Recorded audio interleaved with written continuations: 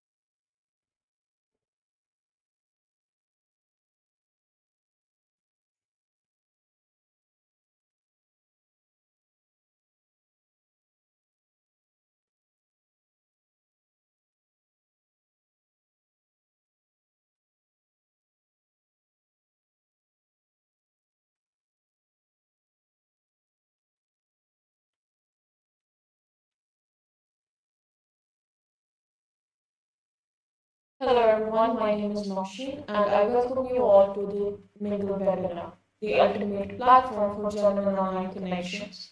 miingl leverages innovative technologies like click to cluster and call to stage, creating an interactive real-world atmosphere in the digital realm. This fosters more frequent and impactful engagements, delivering an authentic experience. During today's presentation, Jacob Starr, COO and co-founder of miingl, will provide insights into its background and the distinctive technologies that distinguish it from others.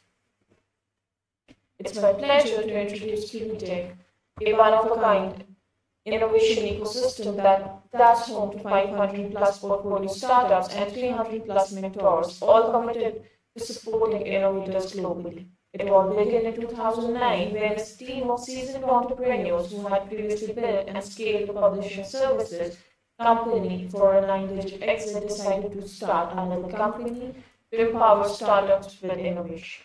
All in all, we at QTech particularly team up with early to late stage startups to support entrepreneurs with 360-degree support in terms of technology, fundraising, mentorship, networking opportunities, and go-to-market strategy. Without further ado, I would like to invite Jacob, COO and co-founder at miingl. Over to you, Jacob. The screen is all yours. Thank you, Nasheen. I appreciate it. Let me go ahead and pull up my screen and see if you guys can see it.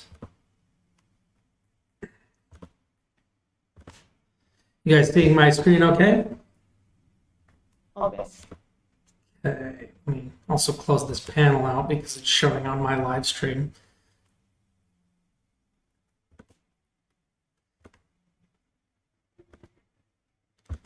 That's just weird.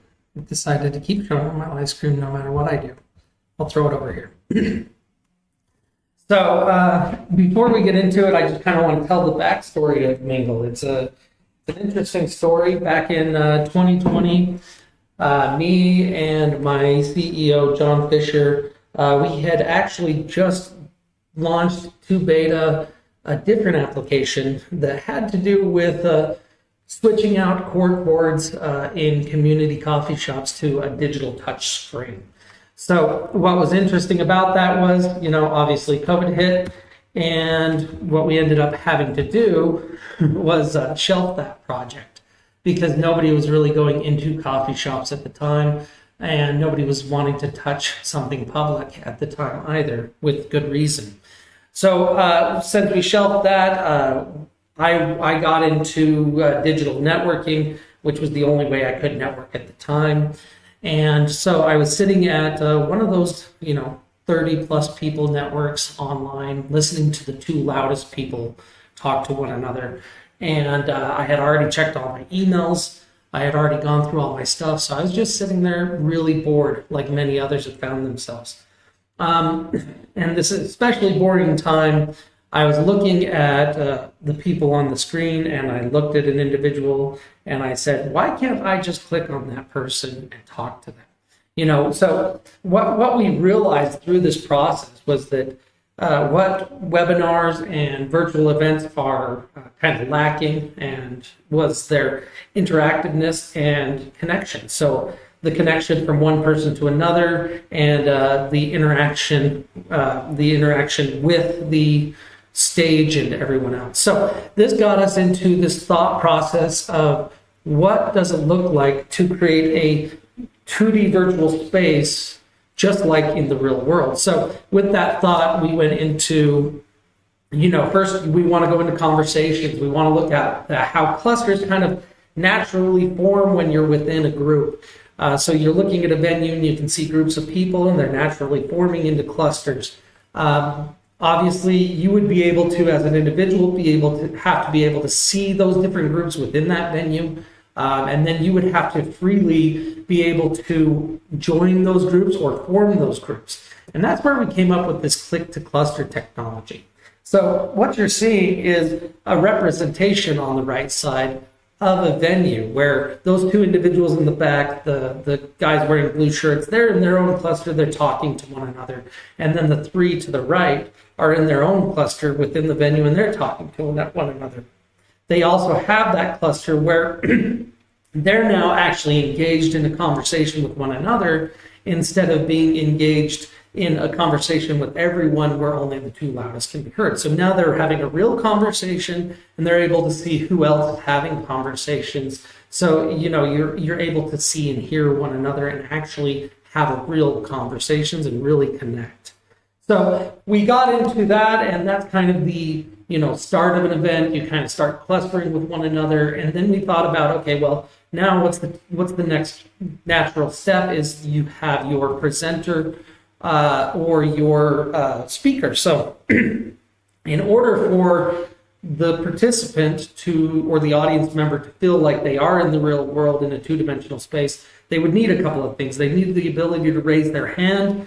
They would need the ability to speak to the presenter and engage with that presenter and have discussion. And then the rest of the audience would also need to be able to see that individual. So lastly, they would need the ability to kind of sit down and disengage from that conversation with the speaker or the presenter. And that's where we came up with our call to stage technology. So just like in the real world, I raise my hand, the speaker calls on me, I stand up, or they bring me a microphone. The rest of the audience is seeing me, and I am talking directly to the presenter. So in the virtual space, in that two-dimensional space, you're seeing that speaker right there on the main screen, and then the person they're discussing with or adding feedback or adding questions is right there in that window. So not only can the audience member now engage with that speaker or that presenter, but the audience themselves can engage with that speaker and presenter.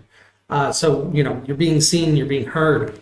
Now, then we went, okay, well, so after the speaker's done, the event's over.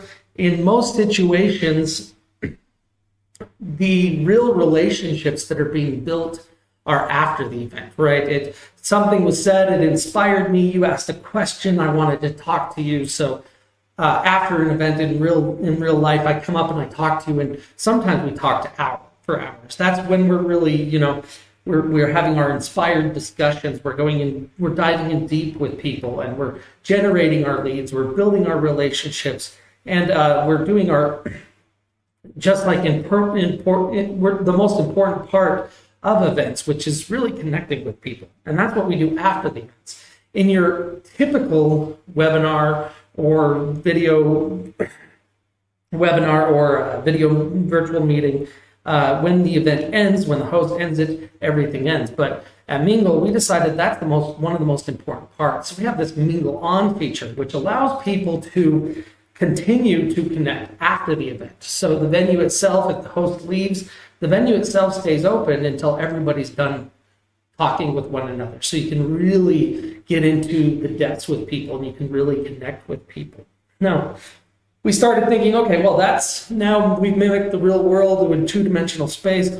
Some of the other things that needed to be addressed are just like cleanup items. So one of the things we've noticed is that Zoom and Google Meets, they're really trying to capture your data. They want to capture your likeness. They want to capture who you are so they can feed it into these artificial intelligence and machine learning systems in order to build a likeness of you, or in order to train their models based on your look and the way you speak and what you're saying or how you type. So all of your personal data, and if you look at Zoom's new contract, is basically they own that. So if it's being recorded, like right now, my likeness is being recorded, so I've agreed to allow Zoom to essentially steal my likeness.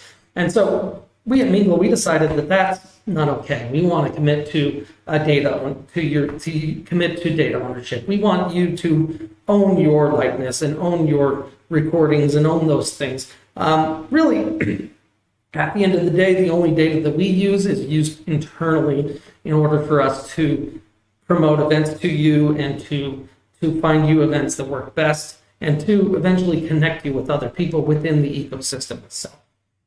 Now, let's run into a couple of use cases that we found with this event, with the miingl application.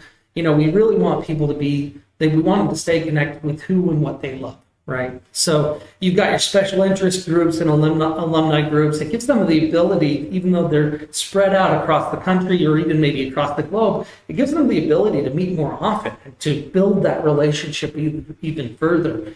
Right, and so that's one of the use cases that we've seen. Another one is family gatherings. There's a lot of times where grandma's sick and she can't join, or somebody's ill and they can't join the event, or grandma can't join the event because somebody's ill.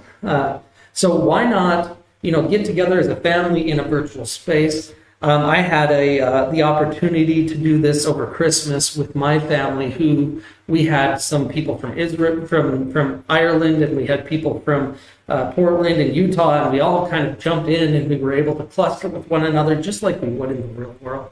And we were able to actually connect with one another on a personal level. Another one is live events. One of the reasons people go to live events is to meet like-minded people, is to bump into people, is to meet your next partner or meet your next friend. So after the event, you're talking. During the event, maybe you're having a conversation. But live events would be a great use case for the miingl application. Really, really good application for workshops and education. It allows me to talk to you if I'm presenting something, and we can have that conversation and we can have that dialogue and we can dive deeper. And I'm able to call on my students and say, hey, I need you to raise your hand and come up here and tell me the answer to this question, those kind of situations. Also, you can record podcasting on it. You can do broadcasting. We like it a little bit more for the listening to a podcast or the listening party. So if I'm a podcaster, I would record a podcast.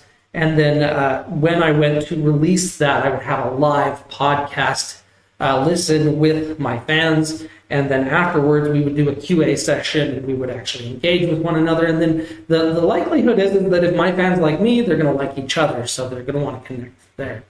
And then lastly, which was a really interesting use case, was we had this, we mimicked the real world so well with our two-dimensional space that we were able to just kind of plug it right into hybrids. We do 1 million cups here in Salt Lake every single Wednesday, and it was kind of our experiment. We went, let's see what happens if we try to plug this in and we can get people to engage. And really what's interesting is we've had a lot of firsts with that. We had an interactive, we had a live presenter interacting with a digital audience member. Right, and they were speaking to each other in real time, and the entire audience could hear that digital audience member or that virtual audience member, and they could have that discussion right there in front of everyone. We also had a virtual presenter come on, and the virtual presenter was able to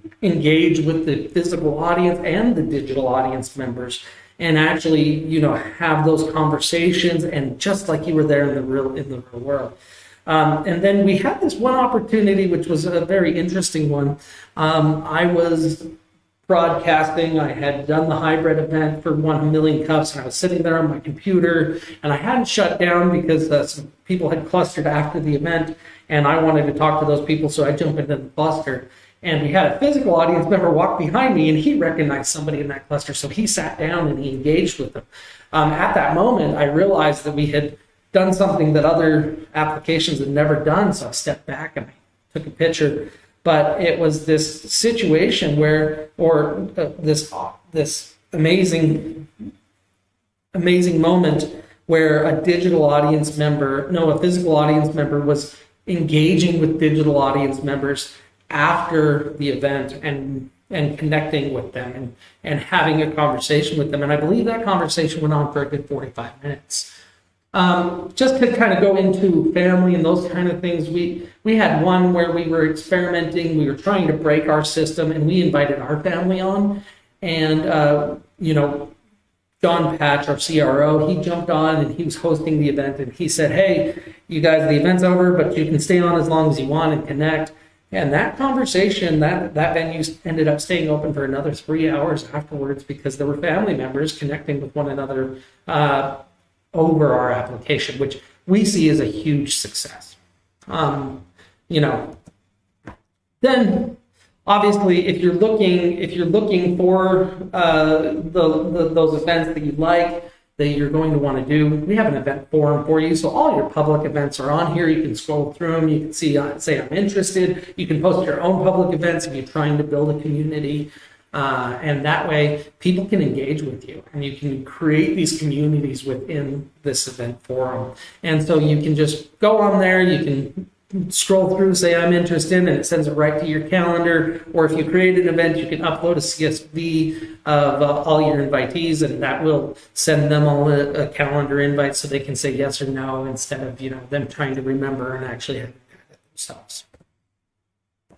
Now, all of this together, as we look at it and what we're allowing, is a really interesting situation because when you're talking about virtual events, what ends up happening is we have this point of interest, right? We have a brand, or we have a person, or some kind of idea, or some kind of study, and everybody's kind of tapped in listening to that. So for instance, right now, miingl is the point of interest. So people that are listening to this webinar are listening because they're interested in miingl. Now, but that's just a point of interest. Your people that are watching this are not connecting with one another. So you're not building a community. You may be building a following, but what's stronger is this community that you can build. When you have this interactiveness between your fan base and between your clients, or between other people that are interested in an idea, you can build this strong, loyal community around a point of interest, right? So as a brand or as an individual, I can actually create community online through virtual members using the technology that miingl has made available through your click to cluster, allowing you to connect to one another, the mingling on that allows you to connect further afterwards, and then the call to stage so that you can interact with the point of interest itself or with somebody who wants to talk about the point of interest. And then, of course, the event forum where you can find new community members, and new community members can find you. Now, I'd like to take a moment to say thank you to everybody who's here. I'd like to thank Kiwi Tech for their amazing work and hosting this event. Thank you, Navsheen. And then to my fellow co-founders, John Patch and John Fisher, who were in the audience with us. And without them and without their insight, miingl wouldn't exist. So I'd like you to join us in reshaping this virtual gathering space, because all of you should be seen, you should be heard, and you should be welcomed into a community. I think it's something that the internet promised us a long time ago, and I'm excited for miingl to bring that about. Now, after this webinar, just so you know, you can come and connect with us by scanning that QR code that you see on the screen now, or you can go to app.miingl.com /events, and you will see that that event comes live, and you'll be able to join that. And then, Nasheen, that's all I've got for a presentation. Thank you again for everybody that was listening and everybody that's here. And then I'd like to open it up to any questions.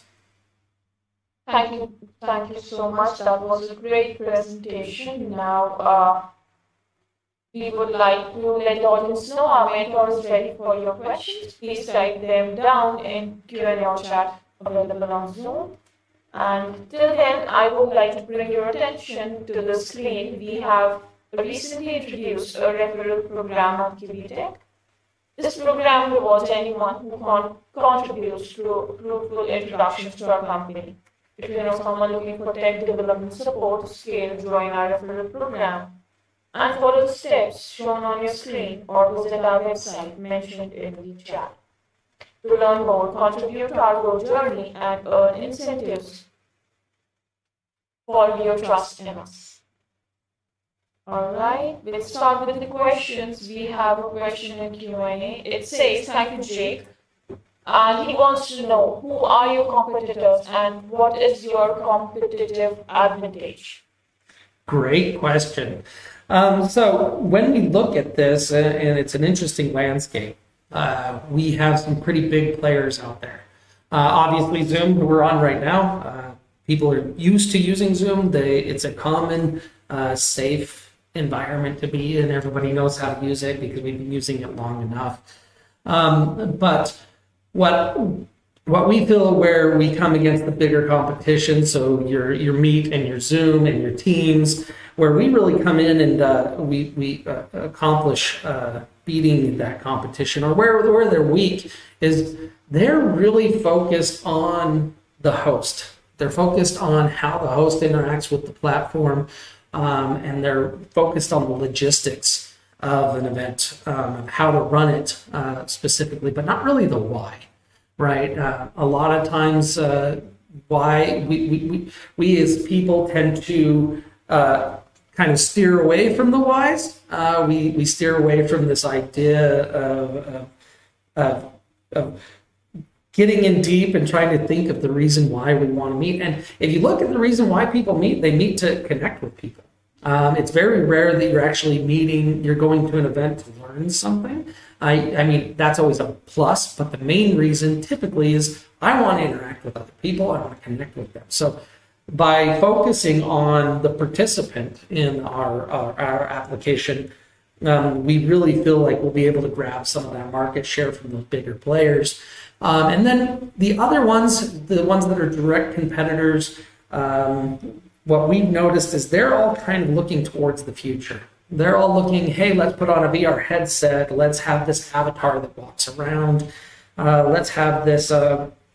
Let's have these tokens that we slide around, and they're really looking into this futuristic kind of engagement. And we said, well, let's meet people where they're at. It's a two-dimensional space. Everybody knows how to use a computer.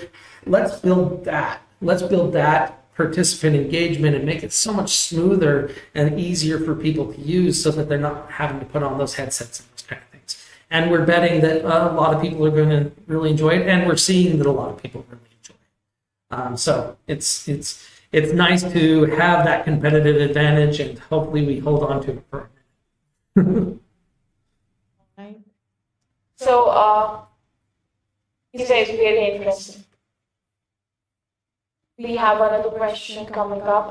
How do you manage data privacy in long term?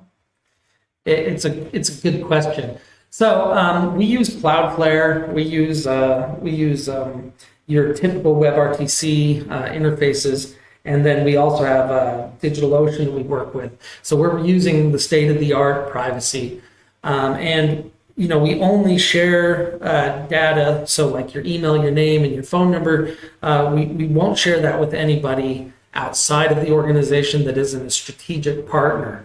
We believe that information is extremely important.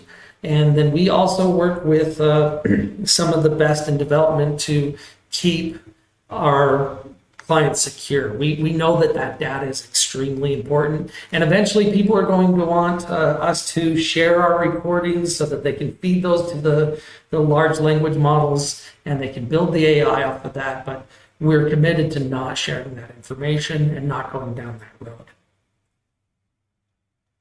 Right. How does miingl adapt its technologies to accommodate various industries or user needs? Good question. So really what's interesting about miingl and what a lot of people ask me, how do you do this? And they're asking for a technological way of solving a problem. And what we found is that it's so much like the real world. I usually just turn around and I ask them, how do you do this in real life? When you're in a real life meeting, when you're in an in-person meeting, how do you do this? So I'll give you an example. We have a lot of networkers that we work with, and one of them wanted to be able to control, what groups they form into. And I said, well, okay, so how do you do that in the real world? And they go, well, we give the table leader a number, and then everybody that comes in, every guest, we give them a number, which is their table. And then we, ask the table leader to hold up the number so that everybody can join that table leader. All right, because go find your numbers now. And I said, well, you do the same thing. You have your table leaders and you say cluster with the person that's holding up your number, and that way they gather together just like you would in the real world. And so it's interesting when we're asked these questions, because everybody, like I said, is looking for the technological solution to a real world problem, and it's still just a real world solution. So you just happen to have to know how to use it within our application because it's mimicking the real world in such a way. Obviously, as we progress, we are going to add these things. So, we're in beta, so we might be like, oh, you know what? Let's go ahead and add something where I can hold up a sign, right? And I can say something on that sign, and then people can join my cluster. Or let's add additional things that we could do a clustering of people geared by the host themselves, so the host has control over who's actually clustering, and throw them into those clusters. So those are things that we're willing to look at, but for now, it's really interesting to just say, how do you accomplish it in real world? And that's usually the answer. Great answer. We have another question coming up from Derek. He says, who is your target customer? Great question. Target customer. If you say that you're for everybody, then you're for nobody, right? And we do know that there are a lot of people that use webinar services. We know that there's a lot of people that use video conferencing applications. And so it's really hard to narrow down and say, okay, this is our target. This is where we're going to fit in. Right now, we're looking at moms who love webinars. We're looking at, because that way they can engage with business, and that way they can be a part of business, even though they need to take care of a kid at home. They can jump on real quick and watch a webinar, grab a meeting, or that kind of thing. But what they're lacking is the ability to network. So they're now engaged in business, but they're not fully engaged yet. And so that's one of the main targets that I personally think is going to be one of the most powerful ones. Another one we're looking at those direct sales people, because they are chronically online.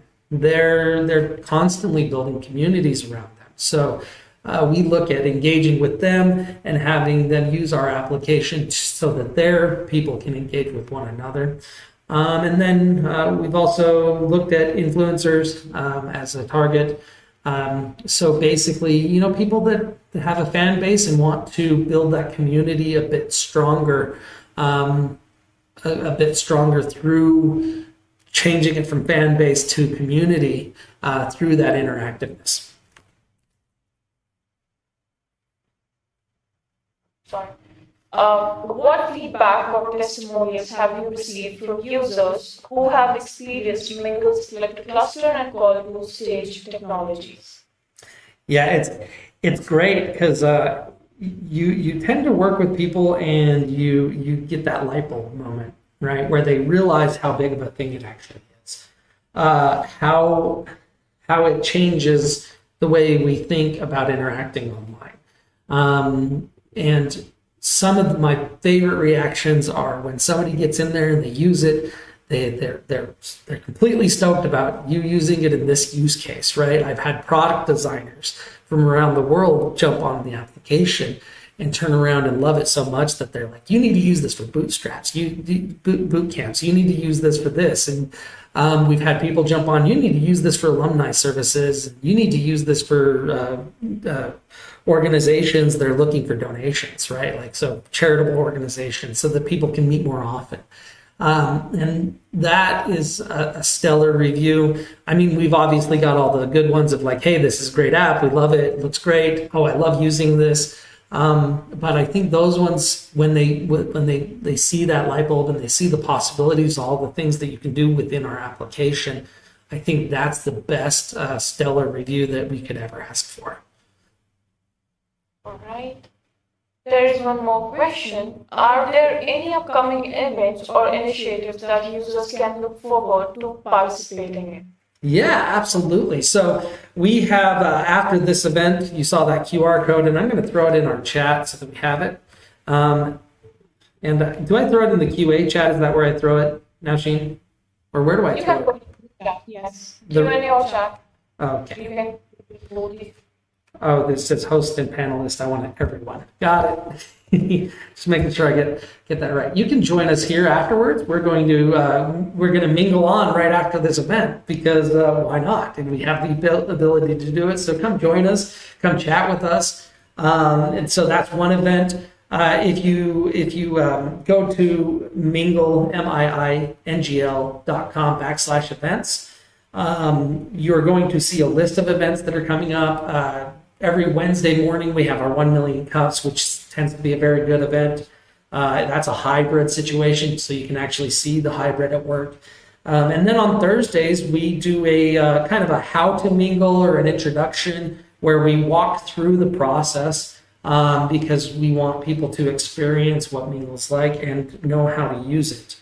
And that's every Thursday at 5 p.m. Mountain Standard.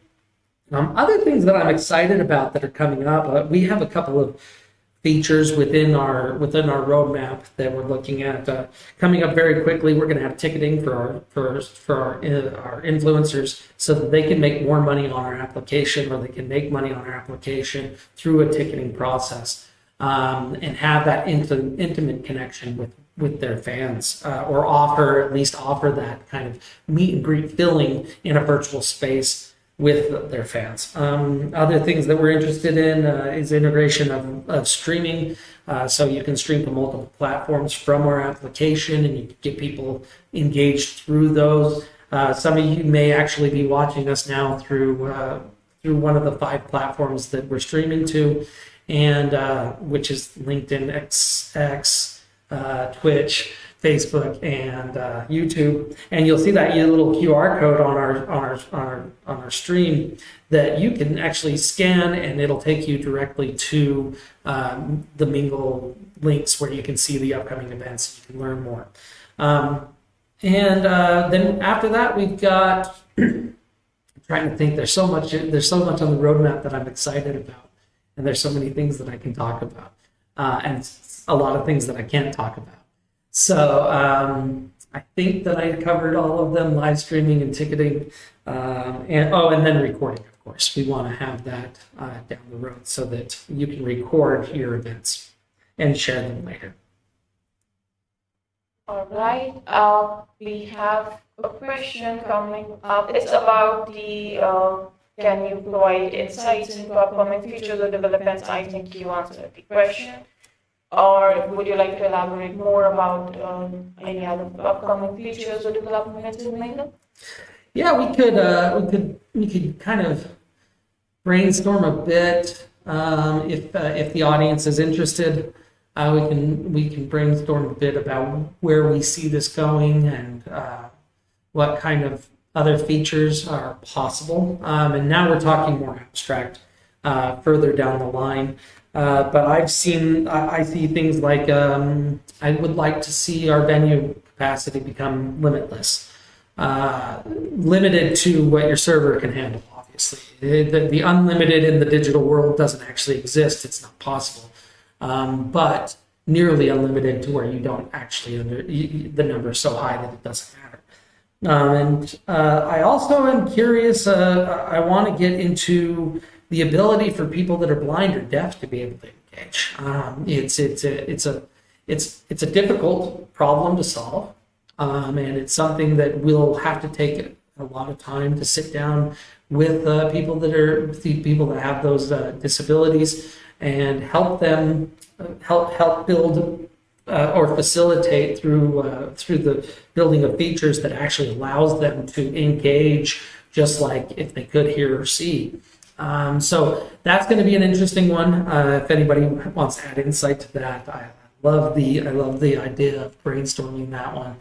Or, the other things we want to get into is we want to add emojis eventually. We want to have all that fun stuff. I envision, you sitting down with your fellow Raiders fans or Chiefs fans and sitting down and from across the country all watching the same show, and when a touchdown happens you blow off confetti all over the venue and you see fireworks or whatever, you have that kind of engagement. So those are things that we're excited about. We want to get in the process, but really we need the base functionalities first. I mean, there is a reason why we're still a beta and not a full launched product yet. But it's for a beta, we have a very robust application that has been built and is running really, really well. All right, thank you, Jake, and thank you, John. You have John, the CRO, ahead with us as well. Before we end the event, anything you want to add, any suggestion or anything you want to talk about Mingle before we end the event? No, I don't think so. I think Jake did a great job of covering that. Thank you. All Thanks, right, Pat. anything from Jake? I would say, if you guys want to reach out to me, we're really open. I'm one of those people that are neurotic. If you message me on LinkedIn or you message me on Facebook, I'm one of the people that'll actually respond. That probably won't be for long. But for now, I'm very interested to see what your thoughts are. I want to know what you believe is missing within the video and webinar industry, and what you feel would help you to be seen and be heard. What would help you to build a community out of this virtual world that we find ourselves in. I think I watched those old videos, the old advertisements of the internet when it was first promised, way back in the day. And it was this promise of the world becoming smaller because we're becoming connected. And I think, unfortunately, this world has become a lot more disjointed and disconnected through the internet, which is the exact opposite of what it promised. And I personally, and I think our team is on a mission to help that, to help deliver the promise that the internet gave us a long time ago, being able to connect with people and being able to really know each other, not just see each other on screens or talk to each other anonymously through chats, right? To be able to look each other in the eyes and hear the inflections in our voices and, really connect. All right, Jake, you can put in your details, your LinkedIn, if you want, in the chat. And before we end, we have another question. And the question comes from Trevor. He says, is there anything that will come for live streaming gamers? Good question. I love this one. And actually, I don't even know why I didn't put that as one of our use cases. As Trevor probably knows, OBS was born out of gamers, right? And I'm using OBS currently to stream this, but that's how you use capture cards. That's how you put your video on one. But I do envision us building eventually a gamers kind of lounge where you can literally be on a video chat with somebody and playing a game with them. right? So I'm in the audience, Trevor, you're in the audience, you and I engage with one another, and we're going to play a game, right? And we can see each other's screens, and we're playing just like we would if we were in there in real life. So it's something that it's possible to do right now. Obviously, you wouldn't be able to see each other's screens, but you could be on the same video cluster, and you could play a game online where you both jump into the same room.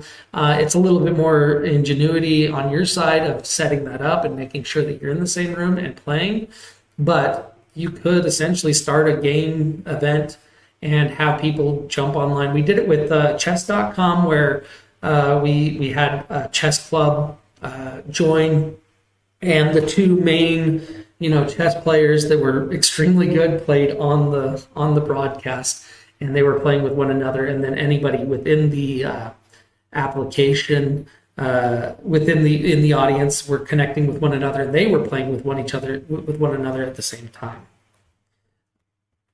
It looked like another question came up. Oh no, it's a chat. Yes, it is. You have an LinkedIn ID from Derek, so he wants to connect with you. Perfect. And Derek and everybody else who has joined the event, we have the Mingle app event that's coming up right after the event, and you can join using the link that Jake has put in the chat.